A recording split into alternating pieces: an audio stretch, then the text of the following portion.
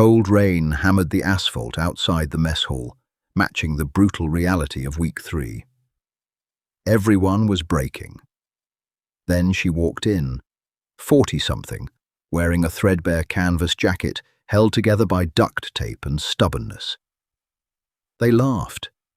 They didn't know they were laughing at the Reaper, mourning at Naval Amphibious Base. Little Creek never arrived with grace. It bled through the coastal fog like a bruise. November air carried the bitter, biting chill of the Atlantic, thick with the scent of aviation fuel, rotting kelp, and industrial bleach. At 0500, the base was a miserable cathedral of grey concrete and shivering men. Sybil Edwards sat on a dented metal folding chair inside the tactical supply cage, nursing a paper cup of coffee that tasted like battery acid and burnt copper. She was 42 years old, though the mileage on her bones suggested something closer to 60. Her left knee held 3 titanium screws. Her lower back hummed with a dull, constant ache, a permanent souvenir from a hard landing in the Kunar province nearly a decade ago. She wore a faded, olive-drab canvas jacket. It was a miserable, ugly thing. The right cuff was frayed into loose strings.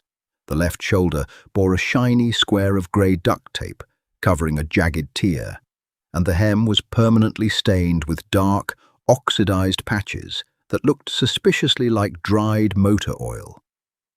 It hung loosely over her lean frame, masking the dense, coiled muscle underneath. To anyone walking past the chain-link fence of the supply cage, she looked like a tired civilian contractor, a logistics lifer, a lunch lady who had taken a wrong turn on her way to the galley. That was exactly how she wanted it. The heavy steel door of the armory banged open, admitting a gust of freezing rain and 30 dripping, exhausted candidates. They were Phase 2 recruits, currently enduring the agonizing transition from physical conditioning to tactical application. They were big, fast, and entirely too full of themselves. Leading the pack was candidate Connor Hayes. Hayes was 22, built like a collegiate linebacker, and carried himself with the heavy-footed swagger of a kid who had been told he was special his entire life. He had dominated the obstacle courses. He had crushed the swim times. He was, in his own mind, a certified killer waiting for his crown. Hayes stepped up to the grated window of the supply cage, shaking water from his buzz-cut hair like a wet dog. He slapped his requisition form onto the metal counter. "Need 4 crates of simunition rounds, sweetheart," Hayes barked, his voice raw but laced with unmistakable arrogance. "And make it quick. We've got an evolution in 10 minutes, and I don't want to be standing in the rain while you figure out how to read the barcode." Sybil didn't flinch. She didn't sigh. She picked up the requisition form with slow, deliberate movements. She scanned the paper, her eyes utterly flat. She had seen 100 kids like Hayes. They all possessed the same loud, brittle armor.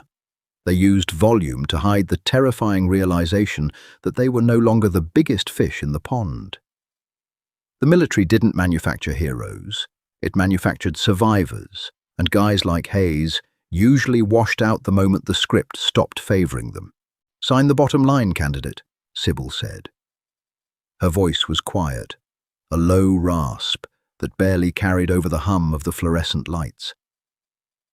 Hayes snatched the pen chained to the counter, scribbling a jagged signature. He leaned closer to the grate, his eyes raking over Sybil's battered jacket. A smirk tugged at the corner of his mouth. He glanced back at his squad mates, ensuring he had an audience. "Hey, no offense, ma'am," Hayes drawled, tapping the grate with the pen. "But did they issue you that jacket during the Cold War? Or did you just pull it out of a dumpster behind a surplus store? Looks like it's going to disintegrate if you sneeze." A ripple of low laughter echoed through the candidates behind him. They were cold, miserable, and desperate for any distraction. Mocking the civilian supply clerk was a cheap, easy hit of dopamine. Sybil handed the clipboard back through the slot. She didn't look angry. She didn't look insulted. She looked at Hayes the way a mechanic evaluates a rusted bolt, briefly, clinically, and with zero emotional investment. "Aisle 4, bottom racks. Take them and go," she said softly. Hayes chuckled, shaking his head as he turned to his squad. "Come on, boys. Let's grab the gear before the lunch lady's coat falls apart, and we have to sweep up the lint." They hauled the heavy green crates away, their boots pounding against the concrete floor, leaving muddy puddles in their wake. From the shadows near the back of the armory, Master Chief Timothy Kim stepped into the light. Kim was a monolithic man with a face carved from weathered teak. He had spent 20 years in the teams, and his chest was a heavy wall of ribbons. He walked over to the supply window, holding 2 fresh cups of coffee. He slid one through the slot. "You're letting them get a little bold, aren't you, Sybil?" Kim asked, his voice a low rumble. Sybil took the coffee. The warmth seeped into her calloused palms. "They're just kids, Tommy. Stress makes people stupid, and cold makes them mean." Kim leaned against the cage, watching the door where the recruits had exited. "That's Hayes. Kid's got good times on the track, but his head is a mess. He's running as squad leader today in the shoot house. I give him 5 minutes before he catastrophically fractures under pressure." "He's fast," Sybil admitted, taking a sip of the bitter coffee. "But he leads from his ego. He's going to get his guys killed in the simulation." "You evaluating today?" "I am," Sybil said. She reached beneath the counter and pulled out a battered metal clipboard. "You going to wear that god-awful jacket?" Kim asked, a rare, genuine smile touching his eyes. Sybil looked down at the frayed canvas, her thumb brushing over the square of duct tape. Beneath that tape was a small, charred hole.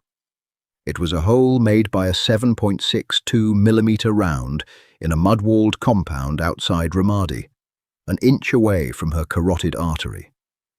The jacket had kept her warm during 3 brutal deployments.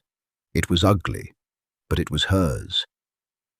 "It's comfortable," she replied. Kim nodded slowly. "Well, try not to break them too badly today. At least, not until after lunch." The indoor tactical facility, affectionately known as the Kill House, was a cavernous hangar filled with modular plywood walls, steel catwalks, and the lingering acrid smell of burnt cordite. High-intensity halogen lamps cast harsh, uncompromising shadows across the maze of rooms. 50 Phase 2. Recruits sat in the bleachers along the perimeter, shivering in their damp utilities.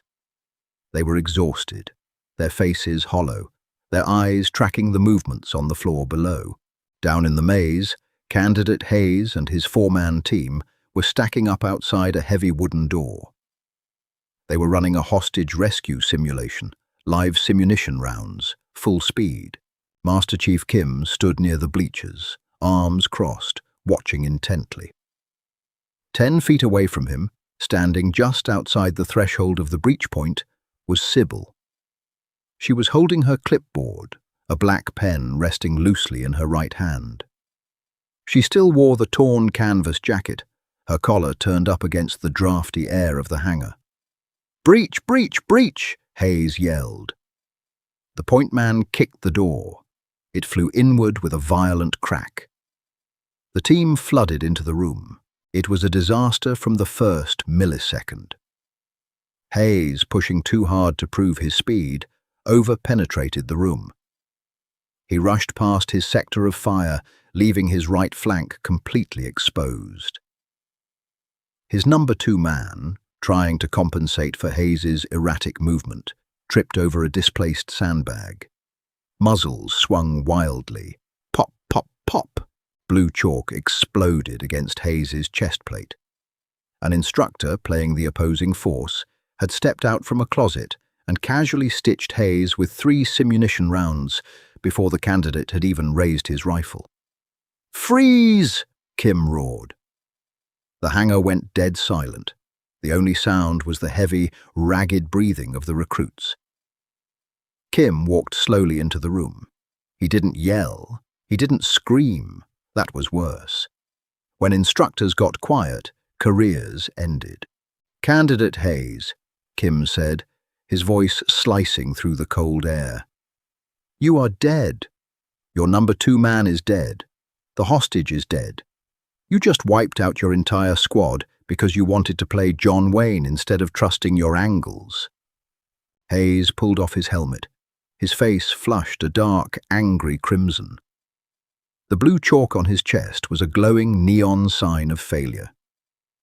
He was breathing hard, his jaw clenched so tightly it looked like it might snap. He hated failing. He hated failing in front of 50 other guys. He needed an outlet. He needed to project the humiliation outward.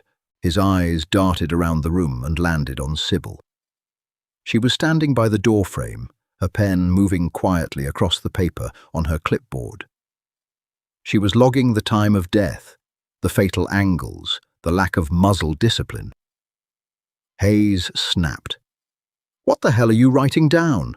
Hayes shouted, taking 2 aggressive steps toward her. The instructors in the room instantly stiffened, their hands dropping toward their belts. Kim's eyes narrowed into dangerous slits. Sybil didn't look up. She finished her sentence, drew a neat line beneath it, and slowly lowered the clipboard. "I am grading your footwork, candidate," Sybil said calmly. "It was sloppy. You moved faster than your brain could process the environment." Hayes let out a harsh, mocking laugh, throwing his arms wide. He turned to the bleachers, playing to the crowd. "Are you kidding me? The supply lady is grading my footwork.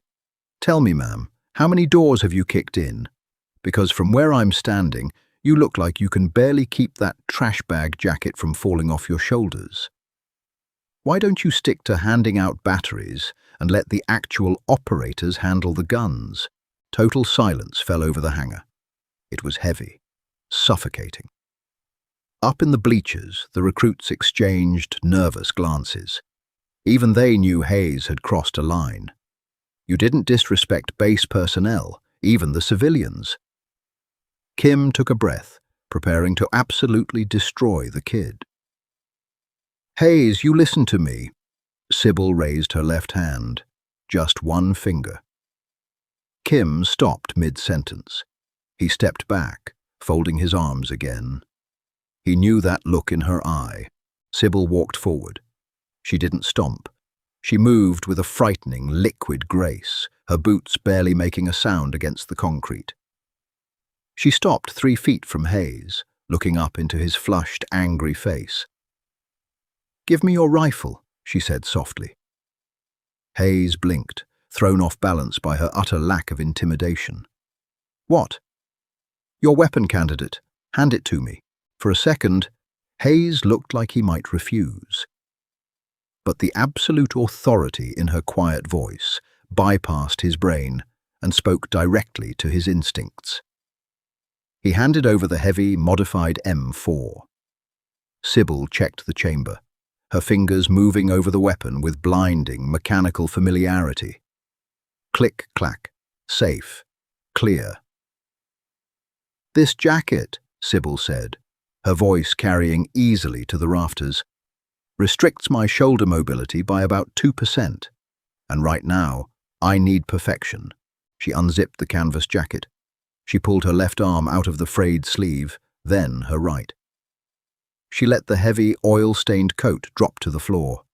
Beneath it, she wore a simple, tight-fitting grey t-shirt. Hayes stared.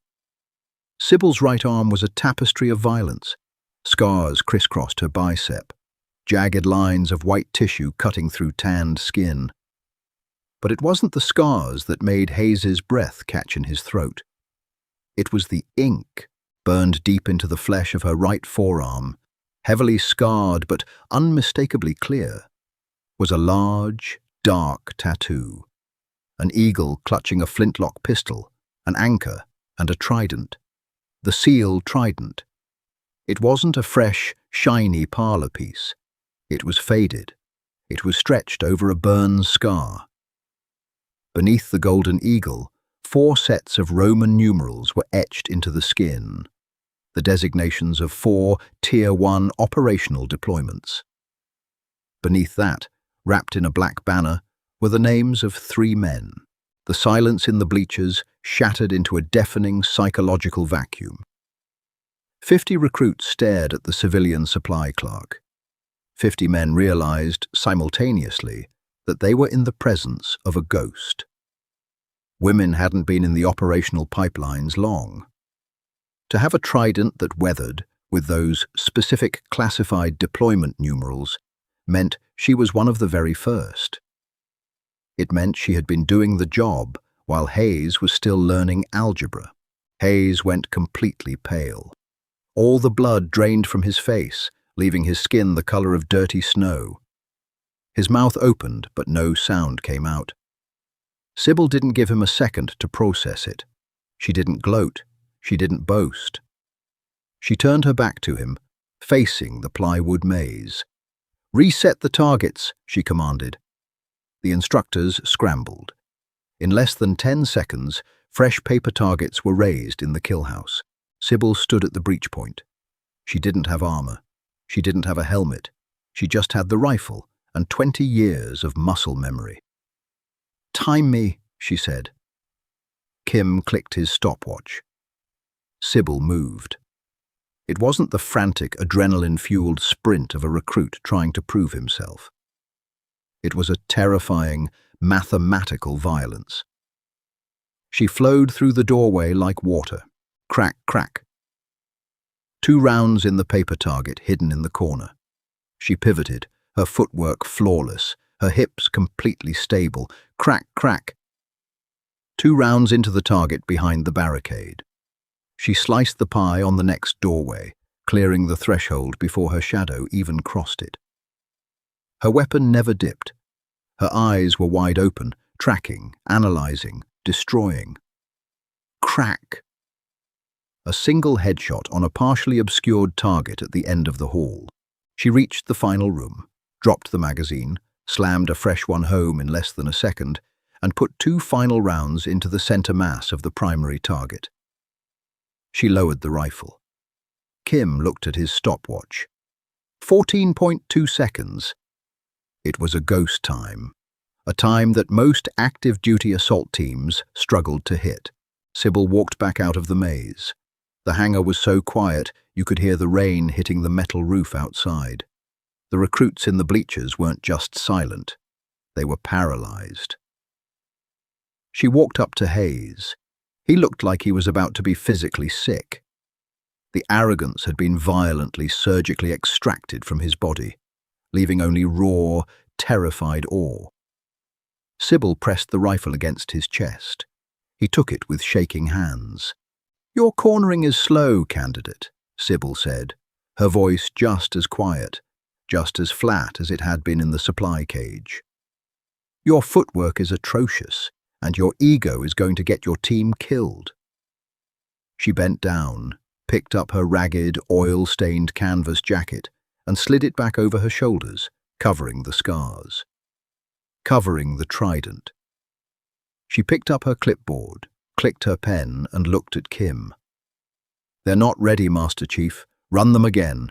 Midnight crawled over Little Creek like a wounded animal. Rain relentlessly battered the corrugated tin roof of the Phase 2 barracks, drumming a chaotic rhythm against the thin metal. Inside the open bay, 50 men slept the dead, heavy sleep of the physically shattered.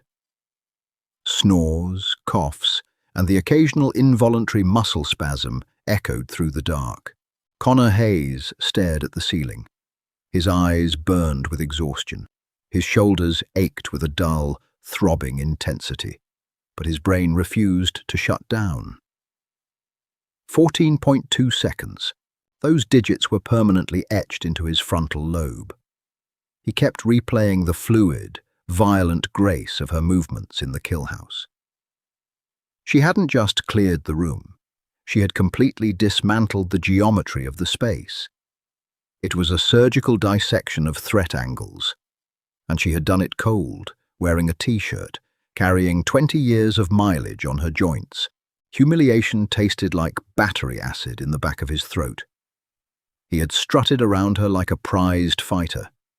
He had mocked a Tier 1 operator, a woman who had been running black operations while he was still playing Pop Warner football, in front of his entire class. Sleep was entirely impossible. He threw off the scratchy wool blanket, shivering as the damp chill of the barracks hit his skin, and laced up his boots. Base protocols strictly dictated recruits stay in their racks after lights out. But the armory was always technically open for maintenance.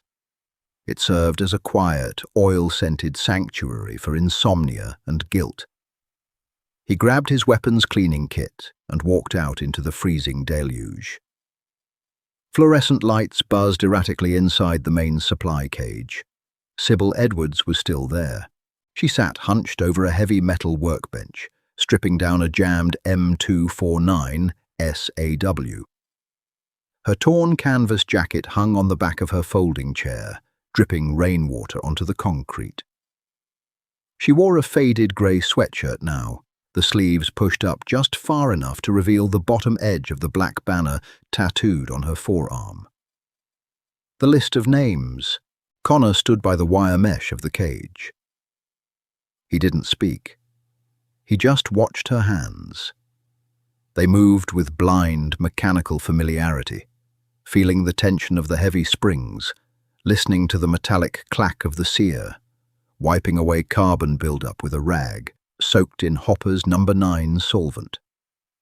The harsh chemical smell cut through the damp air. "You're breathing too loud, candidate." Sybil didn't look up. She kept her eyes on the bolt carrier group. "Couldn't sleep," Connor replied. His voice lacked the booming, chest-deep resonance of the morning. It sounded thin, hollowed out. "Guilt will do that." She set the bolt aside and reached for a brass brush. Or fear, usually both. He swallowed hard, his Adam's apple bobbing. He stepped closer to the steel grate, his fingers wrapping around the cold wire. "Chief, I wanted to apologize. For earlier today." Sybil stopped. She slowly set the brass brush down on the rubber mat and turned her chair to face him. Her eyes were dark, unreadable pools beneath the harsh overhead lights. "Don't." Connor frowned, thrown off balance again. "Ma'am, apologies are for civilian traffic accidents and spilled coffee haze." She leaned forward, resting her forearms on her knees. "You think I care that you insulted my coat? You think my feelings were hurt because some 22-year-old track star called me a lunch lady?" She stood up and walked over to the mesh. Up close, the map of fine lines around her eyes showed the true cost of her service. It wasn't just physical age. It was the heavy, invisible gravity of surviving places where everyone else died. "I care that you didn't check your blind spot," she said, her voice dropping to a harsh, scraping whisper. "I care that you rushed a fatal funnel because you were more concerned with looking fast than staying alive. You think this pin is about glory." She tapped her chest, right over the spot where a trident would sit on a dress uniform. "It's about the burden. You carry the lives of your team. You fail, they die. There is no retry. There is no chalkboard where we sit around and discuss our feelings. You see the ink on my arm, Hayes, but you don't see what it costs. Every numeral represents a year of my life. Every name represents a flag, folded into a tight triangle and handed to a weeping mother. You think this is a game of speed.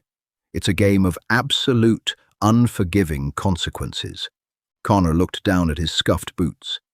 The arrogance was completely gone, vaporized by the sheer, crushing reality of her words. "I froze today," Connor admitted, his voice barely audible over the hum of the lights.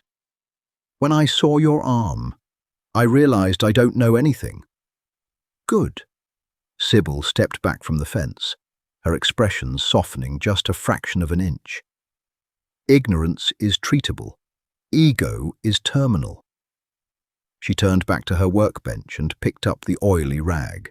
"Now go clean your weapon. And tomorrow, try not to embarrass the Navy."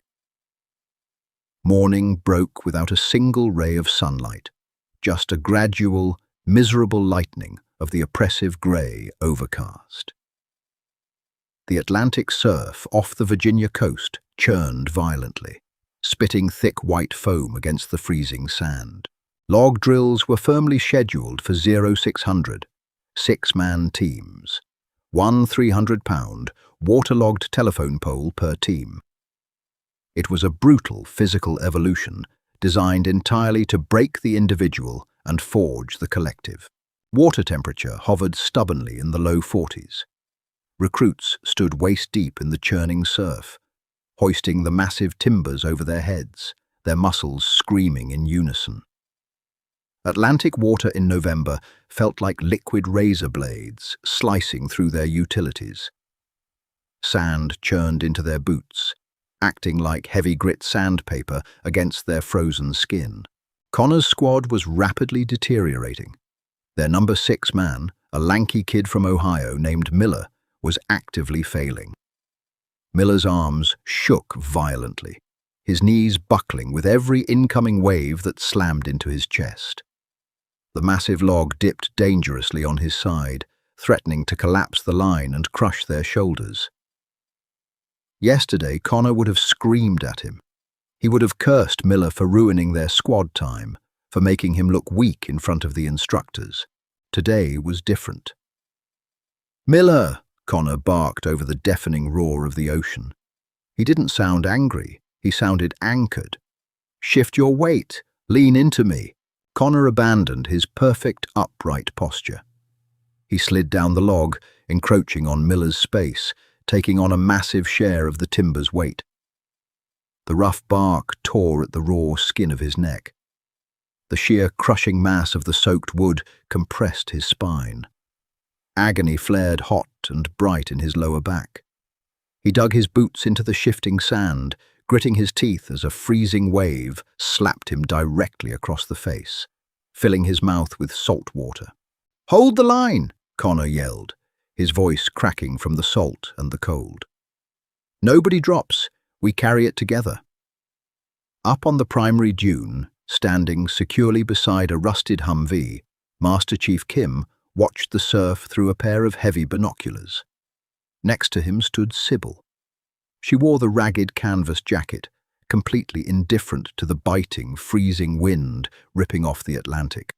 "He's taking the load," Kim observed quietly, lowering the optics. He gave up his spot to brace the weak link. Sybil kept her hands buried deep in her pockets. She watched Connor burying his legs in the sand, physically shielding Miller from the brunt of the crashing waves. Connor's face was a twisted mask of pure, unadulterated suffering. But he wasn't quitting, and he wasn't grandstanding for the instructors. "Pain is a spectacular teacher," Sybil replied flatly. "Takes the ego right out of the marrow." "You scared the hell out of him yesterday, Edwards." "I showed him the standard, Tommy. Whether he meets it is entirely up to him." Hours dragged by in a blur of shivering misery. The drill transitioned from the punishing surf to the mud flats, then to the jagged wooden walls of the obstacle course. Connor's squad didn't finish first. They didn't even finish in the top 3. They crossed the line 4th out of 8 teams, but they finished with all 6 men. Nobody quit. Nobody dropped the log, exhausted, coughing up seawater and shivering uncontrollably. The recruits collapsed on the concrete apron behind the main armory.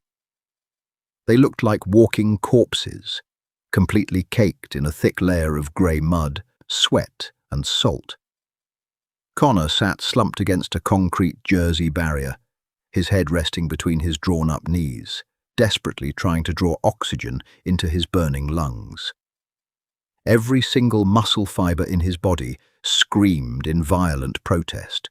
Metal hinges groaned loudly. The heavy armory door opened. Sybil walked out onto the concrete apron. She carried a heavy plastic crate filled with silver thermal blankets and hot, MRE rations. She moved down the line of shivering men, dropping supplies without a single word of congratulations. She wasn't their mother. She was logistics. She reached Connor. He looked up, grey mud dripping from the tip of his nose, his lips a pale shade of blue. He didn't try to stand. He simply didn't have the biological strength left to move. Sybil dropped a foil-wrapped ration pack and a thermal blanket onto his lap. Connor looked at the food, then slowly up at her. He didn't say thank you. Words required too much precious energy. He just offered a single, exhausted, deeply respectful nod. Sybil paused. She looked at his bleeding neck, examining the raw, scraped skin where the heavy log had nearly broken him. She saw the total, permanent absence of the arrogant kid who had stood at her supply window 24 hours ago. "You were slow today, Hayes," Sybil said. Her voice was still quiet, still rough around the edges. Connor closed his eyes for a long second. "Yes, Chief, we were." "But you kept your guys alive." She didn't smile. She didn't offer a hand to pull him up from the dirt. She just casually adjusted the collar of her frayed, oil-stained canvas jacket and turned away. "Do it faster tomorrow," she called back over her shoulder. Connor watched her walk back into the armory, the heavy steel door shutting behind her with a final, echoing clank. He pulled the thermal blanket tight around his shivering shoulders. He was freezing cold, trapped in absolute physical agony and miles away from the finish line. He had never felt more ready. True leadership isn't about being the fastest, the loudest, or the most decorated person in the room. It is about carrying the weight when your team cannot, and checking your ego at the door. Sybil Edwards didn't just break a recruit, she forged a quiet professional. If this story hit hard, hit that like button, share it with someone who needs a reality check, and subscribe to the channel for more gritty, untold stories from the front lines.